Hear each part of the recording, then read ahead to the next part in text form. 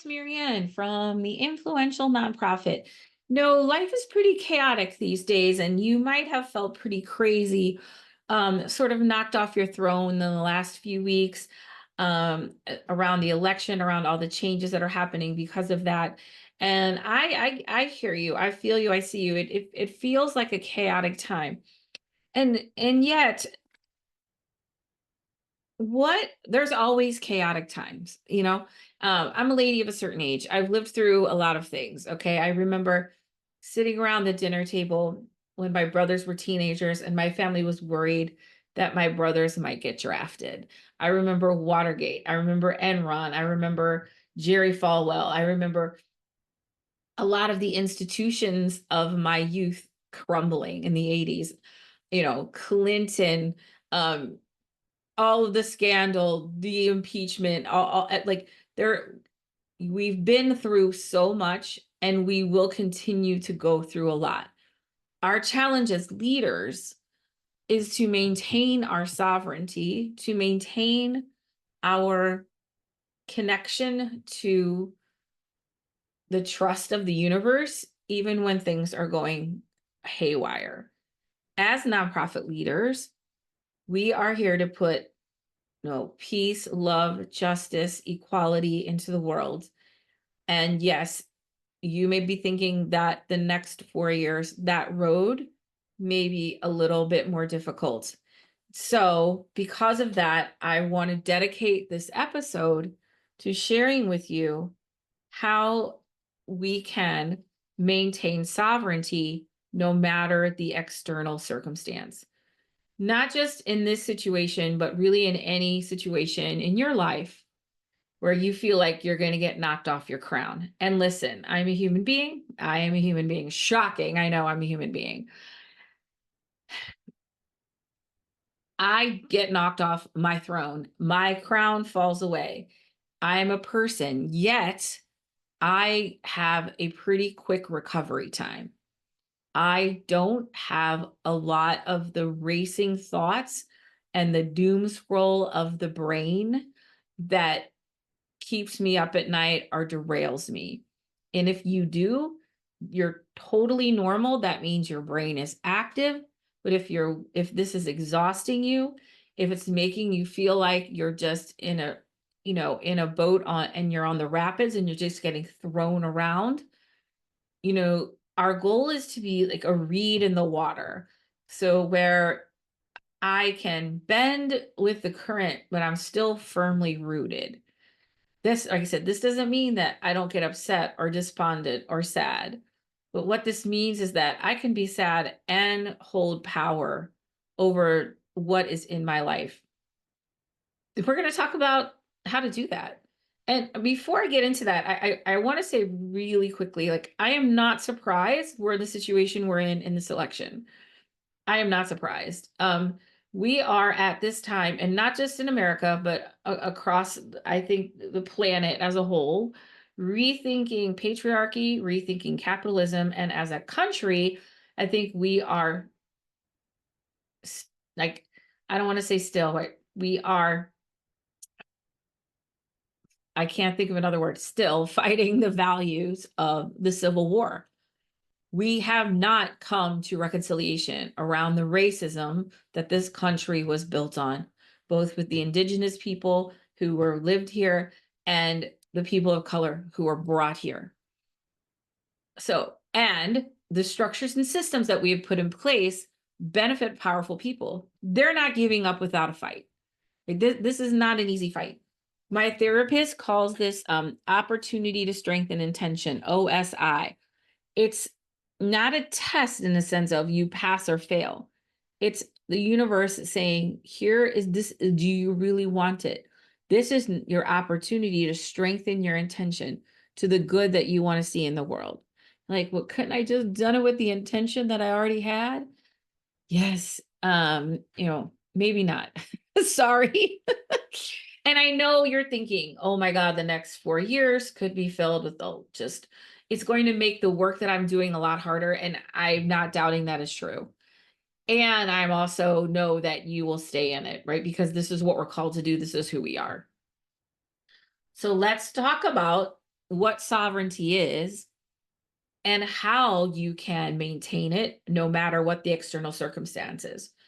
I want you to understand this is a practice, like this is something I work on every day. This is something you work on every day. This isn't a wand or a switch.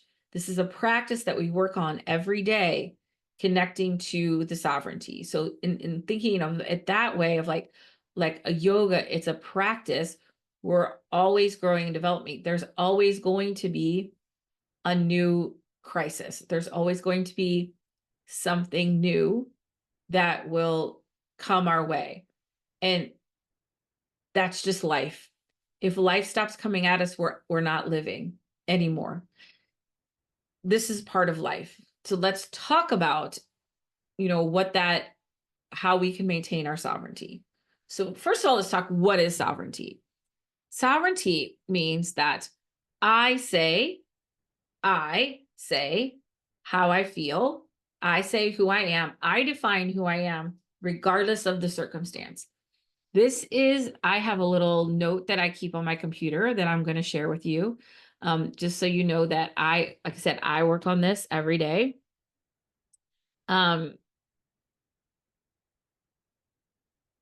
Okay. So, one of the little mantras or prayers you would say I have is, I am not dictated or controlled by outer circumstances that I have allowed to own me. Something being there or not doesn't decide my power, capability, or worth. When I show up, the universe shows up. I don't entertain anything else. I am sovereign in my field of existence, and I am committed to keeping on the throne. I am committed not to the outcome, but being on the throne. And that is so important. It's not about the outcome, it's about being on the throne. This can go from the election to a fundraising ask. Whether that donor says yes or no, or you get that sponsorship, or they agree to a meeting or whatever. I'm committed to my sovereignty in that moment, not the outcome. Because when we are committed to the outcome, we are often act in desperation and fear. I have to have something. I have to get something. Oh God, please let this happen. And when we act out of fear, we create more fear. When I'm in my sovereign state, I get to help people make empowered decisions. If that decision is my organization, great. If it's not, that's okay too. But my job is to help people make empowered choices. That's it. And so when I look at it that way, I'm just committed to my sovereignty and their sovereignty. And as long as we're acting in that, we're going to be good. Whether they say no or not, yes or no, the relationship will remain. And that will serve you so much more than really trying to control for the outcome. And when I talk about not being dictated by outer circumstances, no one gets to tell you who you are. There's no number on the scale. There's no number in the bank account. There's no dollars raised. Whether that person says yes or no, however much money your end of the year fund makes, that does not define who you are as a fundraiser, as a leader, as a person. You decide that, and only you. Here's the real trick of this. And this is when I coach people and when I do my Up-Level Your Influence class. One of the main things that we work on is wanting somebody to give you the identity that you long for. So I just had a call yesterday with this woman, and she's like, I want to be seen as credible. I want to be seen as worthy of investment. I want people to look at me and say, man, that woman's got her shit together. I want to support her cause. She's the founder of an organization. And I said, but it's actually the opposite. When you feel worthy of investment, when you feel confident, when you feel like you've got it together, people will see that and invest in that. Like, oh, I want to be credible. If this person would give me this money, then I'd feel credible. And you do for a little while, but that's not really sustainable. Because as soon as that feeling passes, if it's directed by external circumstance, it will come and go. And so our job is to develop our own internal sense of self-worth and then present that to the world. And then people will want to invest in that. And let me tell you, sovereignty is incredibly attractive. Like it's maybe you get it because you follow me and you listen to me, but I'm telling you, sovereignty is so attractive. When you are calm and confident and knowing and grounded and calm and confident in your field of existence, people flock to you because so many of us are feel like we are running down the rapids, right? And if when this person gets elected, we feel like this. And when that person is mean to me in the grocery store, I feel like that. And you're just reacting to everything around you. It's exhausting. It's exhausting. It takes so much out of you, and you feel powerless. And let me tell you, okay, I'm going to say something. You receive this any way you want to. But it's a lot easier to govern people who feel powerless than govern people who are sovereign and feel powerful in their state of existence, who believe who they are matters. And it is important in our society to create a sense of powerlessness that if I'm going to get what I want, this person has to win. When I'm going to get what I want, this person has to lose, right? And in that so as long as we feel our power is driven by somebody else, we are more governable, right? We will tolerate a lot more crap. So having said that, sovereign in your field of existence means I am not dependent on external. I say, right, when I'm going to go back to my mantra, something being there or not does not decide my power, capability, or worth. And you can use these words, you can put them on a note card, put them up in your office, say them every day. I have them on a sticky note, on a sticky on my desktop. And I look at them all the time because I just want to remind myself that I am sovereign. The world's going to do what it's going to do. All I can control is me. And we learned that in COVID, right? When we all got thrown and the thing we wanted was certainty or control. And those things aren't real. Certainty and control aren't real. And when we crave those things, it's like an addiction. It's sort of a never ending gerbil wheel of disappointment because we want certainty and control and we look for it and we don't get it. We keep getting it.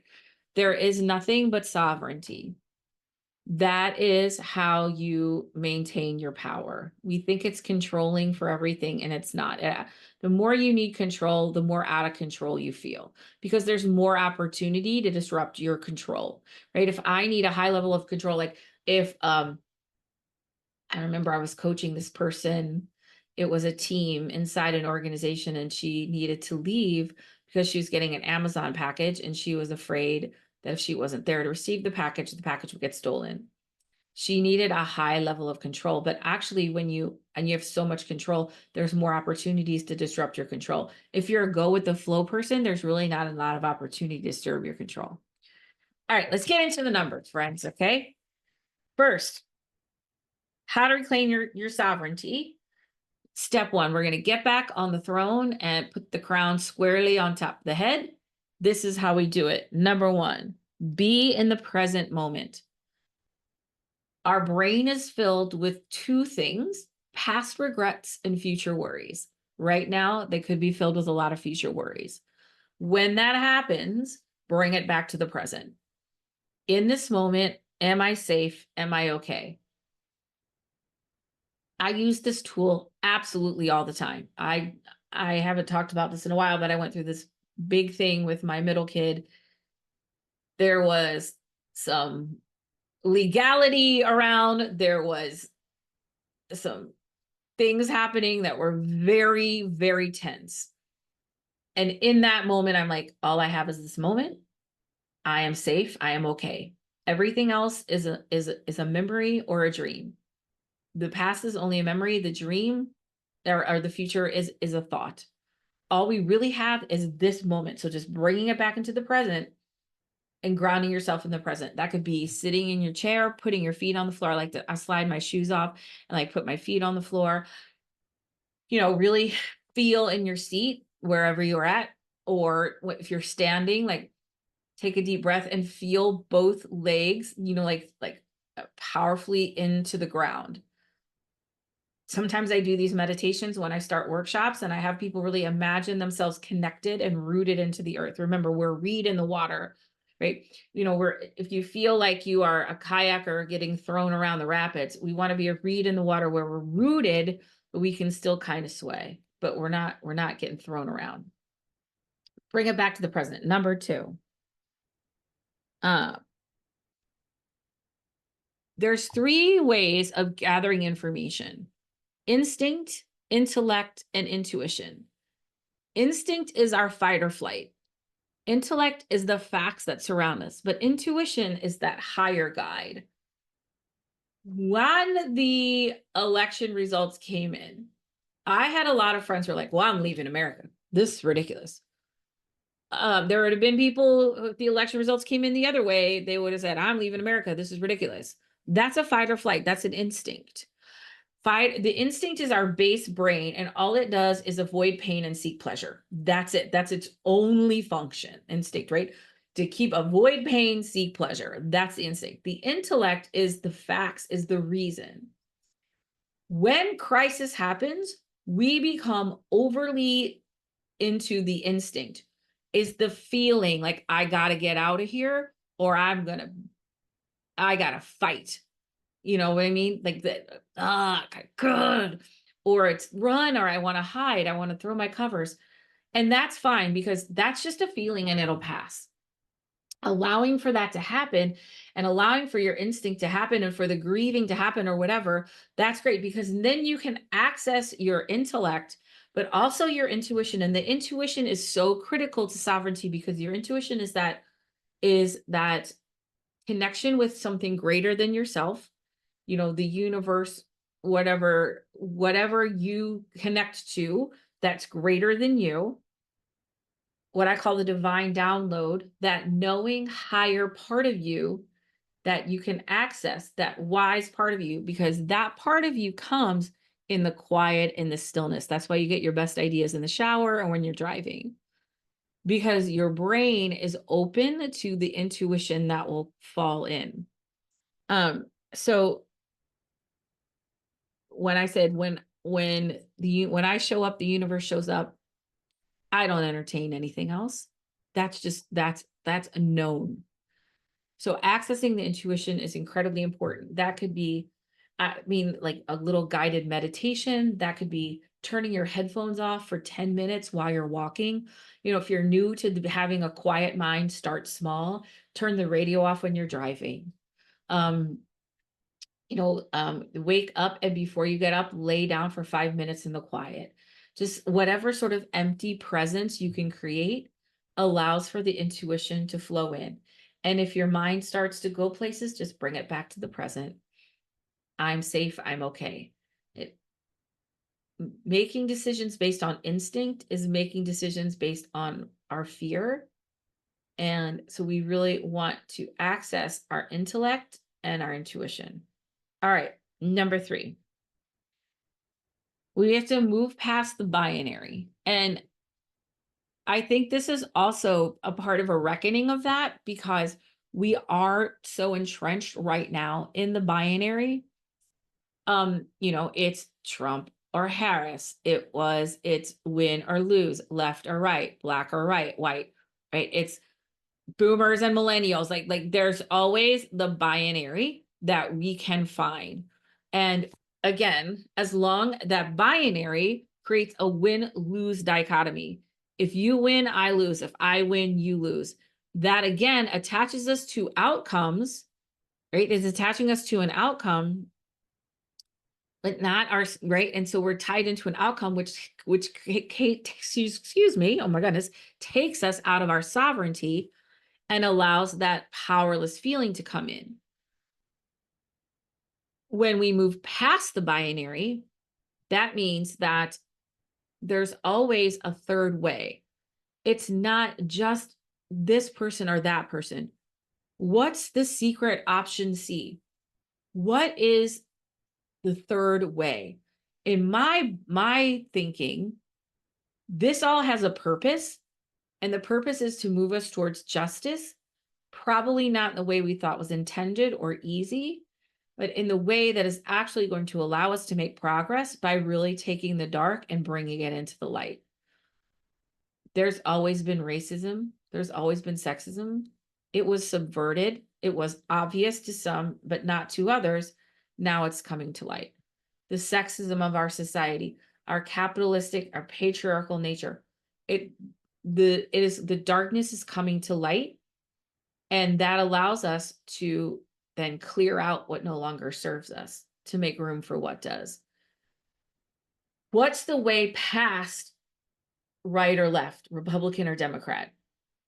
I used to be part of this coaching group for 5 years, my coach, Michelle Villalobos, and there was about anywhere between, 20 and 30 people in this group at a time.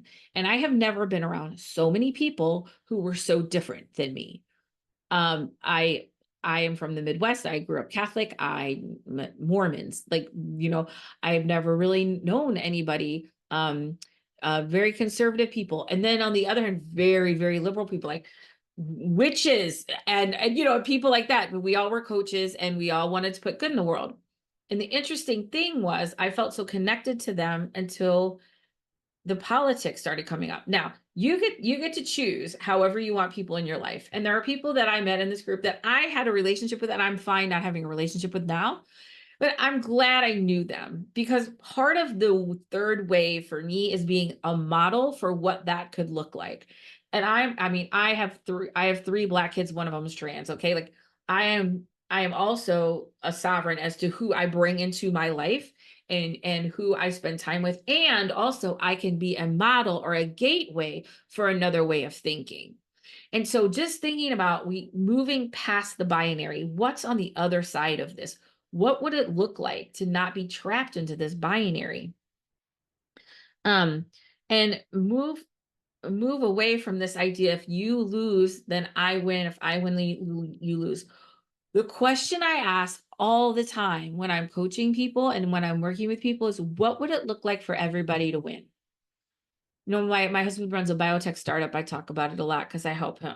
I listen to him. I don't know how helpful I am, but I do listen to him. And, and he was like, he's got a problem with somebody. So what would it look like if everybody won? What would that look like? Well, this person would do this and this person would do that and da da da. What's the best way to get that? And I ask this question a lot, like, oh, my board wants this and I want this. Okay, what would it look like if everybody got their needs met? What would that look like? Because I truly believe that that can happen. But we're taught to believe in the binary, that if I win, you lose. But I don't really think that's true. All right. The fourth thing is creating connection. We can create greater connection. Again, we're being called into something. And one of the things I think we're being called into is to actually mobilize communities. If you've listened to me in the past, I've talked a lot about how nonprofits are really siloed and how we have created these little fiefdoms that I think are going to start to collapse. And part of the collapse is going to be around creating communities of support with less organizational boundaries and more just about mobilizing resources to support people. But it creates connection and problem solving. For instance, I saw, like, in one of the online groups I'm in, somebody started a nonprofit leaders, like election survival roundtable or something. And maybe it's a chat, it's a WhatsApp thread, where people can kind of create connection. That's creating connection. That's creating connection. It's in the creative problem solving. I think for every push, there's a pull, right? So for everything that's feeling pushed away, you can pull it towards you. I love this example because it happened during COVID, but this is the example of sort of like creating connection and creative problem solving. During COVID, right, in the height of COVID, in my neighborhood, we would trick or treat, but people wouldn't go up to the door. My neighbors created the coolest dang contraptions to shoot candy out to kids, tubes and drones and wires and stuff like that we would shoot. I'm like, oh my God, this is so cute. This is so fun. And listen, I had little kids. Well, my kids were littler at the time. My neighborhood's an old city neighborhood. You go up the steps, down the steps, walk up the steps, down the steps. I'm like, this is the greatest thing ever. They're just shooting candy at me. This is amazing. Right. But that idea came because of the push of COVID. So we pulled Halloween trick-or-treating towards us. So every push, there's a pull. For everything that we think is pushed away, we get a pull back. For instance, like my business right now is because COVID was the push. And I was like, well, how can I serve people? I'll do an online course. I had only done in-person stuff, which is crazy to think about because 80% of what I do is via Zoom, which I love, by the way. It broke down geography for me in such a fascinating way. So thinking about that, sometimes we're called into and we're given the opportunity to create greater connection, to mobilize each other, to call each other forward, and to creatively problem solve that wouldn't have happened had we not had this external pressure. Very cool. All right. 5, tap into your experience. This comes from in number 2, I talked about your intellect. I sometimes inventory everything I've lived through, right? Like I'm 58 years old. I've lived through some stuff, okay? I've lived through assassination attempts. I've lived through uh, you know, um um I've lived through impeachment. I've lived through recessions. I've lived through so much, and I think, okay, I'm okay, right? I'm okay. Um, Now I'm going to admit that I come from a place of stability, privilege, and a stable wealth, you know, and that kind of the privilege of my whiteness to help me in being able to not maybe be so affected as other people by those experiences. I'm going to hold space for that. And also, stuff happens. It's life. And if you inventory, think about, can I handle something? Am I capable of dealing with whatever crap is coming? Look back in your life. If you had to stand before a judge and the judge says, prove to me that you're a capable leader, that you've led through crisis, you would come up with a list. I know you would. We've been through so much. And sometimes we forget that because we haven't been through this thing. Like this is well, how am I going to get, I got through that thing. How am I going to get this thing? I don't know, but you figured it out the first time. We're going to figure it out this time. Lean into that sense of that experience of your lived experience. If you're younger, you're like, but Maryanne, I don't have a lot of lived experience. I'm kind of new to this. That's okay, right? But lean into the experiences that you have had, and also, understand that like there are people around you who have been through this, and watch them and pay attention to how they move through these crises, because it will be different. When you're young, it's like everything's, very dramatic and reactive. I think as you get older, it's not so black and white. Everything's a little bit gray. That third way becomes really apparent, and that life is a series of negotiations and compromises, and that's okay. That's how we create that third way. Again, we're always taught you win, there's winners and losers. And I love sports and I love trivia where there's winners and losers. Yet I also can see past the binary into that third way. So lean into that lived experience. And the last thing I want to say is we want to create relationships.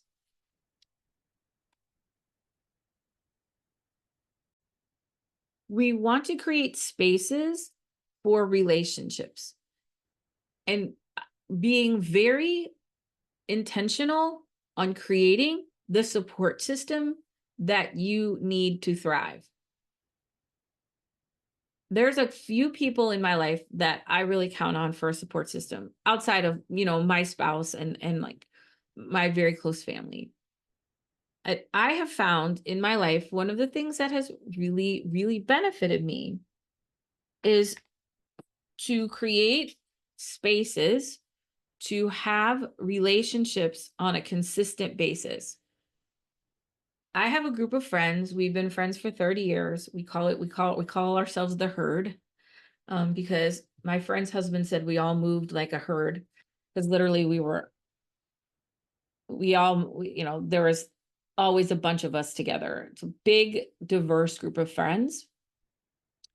We saw each other through everything. Um, we have black, white, we're all the same age, but we're different races, different sexual orientations, different um genders, different jobs, different backgrounds. We all kind of came together in this land of the misfit toys way back in our early 20s, and where we felt like we just didn't kind of fit into regular society, but we fit into each other with each other, and we're all still friends. And every month we do herd happy hour. Second Thursday of the month, somebody picks a place and we all go for happy hour. This has been really transformational for me because I don't have to think about it. I don't have to plan it. I don't have to call people. I just know second Thursday of the month, these people who've been so important in my life, I'm going to be there and get to visit with them. Sometimes when there's a lot of chaos going on, we forget to plan things, and so you don't have to plan. Maybe it's reaching out to your siblings or your girlfriends and say, let's do a monthly brunch, or let's do, like a monthly Zoom or a weekly something or whatever. Just create the space and create the space to connect with people, prioritize building your community. Because here's the best thing about the sovereignty is that when shit goes down, because it's going down, right? That's just part of life. People will stand up for you. When you're an executive director and you build a community of support and something happens, like a, the legislation changes and a funding source could be um, jeopardized, you have a community mobilized. You feel safe and supported. That's what I coach and train people to do, is really mobilize community.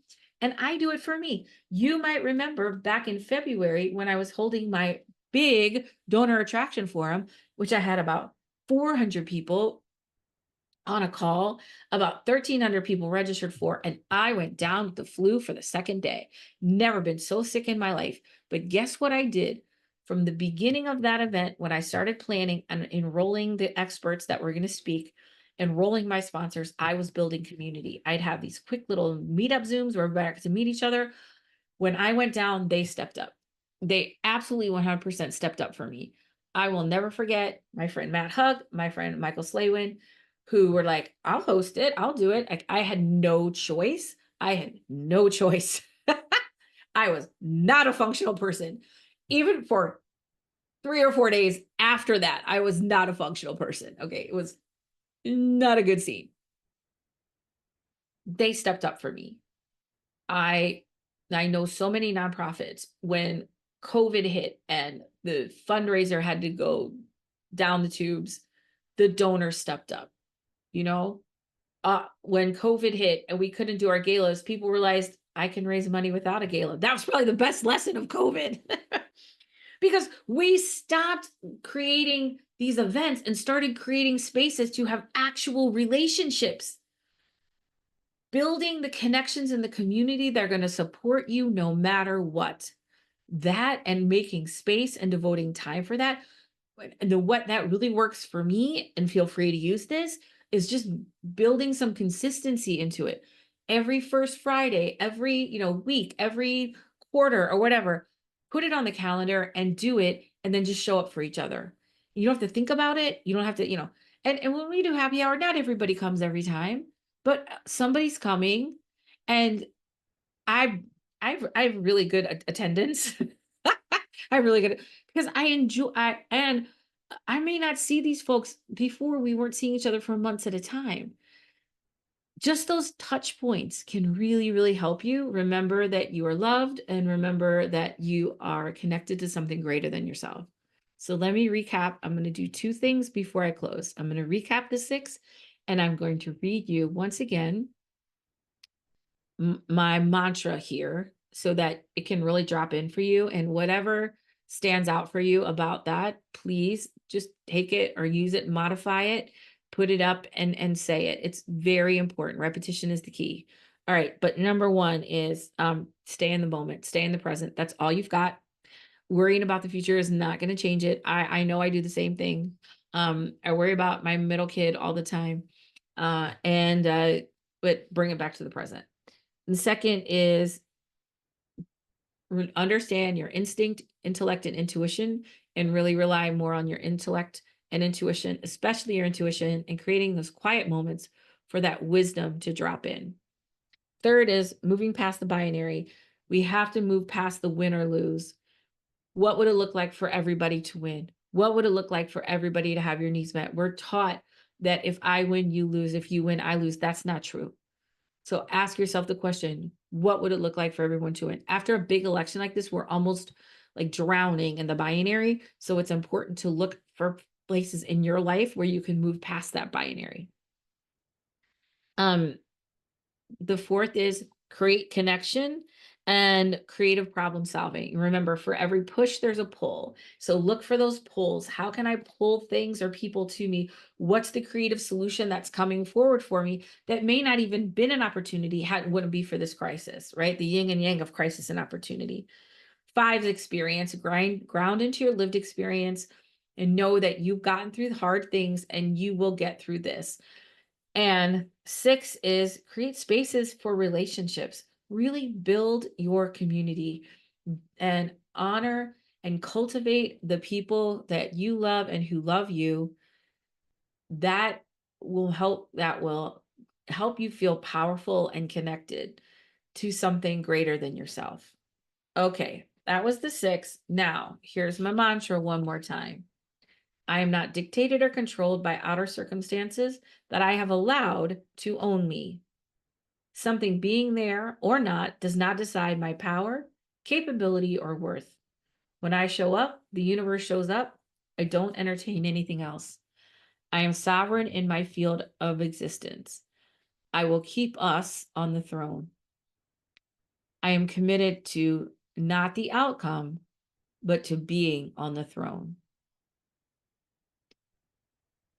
Next time you're in that stressful meeting, release the outcome, focus on sovereignty, focus on holding your standards, focus on looking around. How can everybody win, right? Focus on creative solutions. When you release that outcome and claim your sovereignty, that's when the real possibilities open up. That's when the real solutions come forward. It is magic, I am telling you. Listen to this, learn this, practice it. I am always here for you. My link is in the show notes. I would love to hear from you how this landed for you and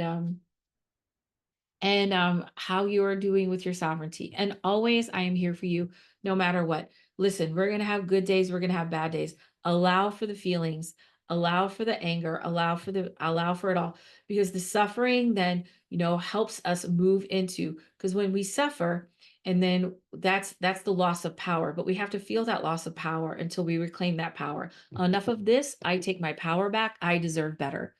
Enough of this, I take my power back, I deserve better.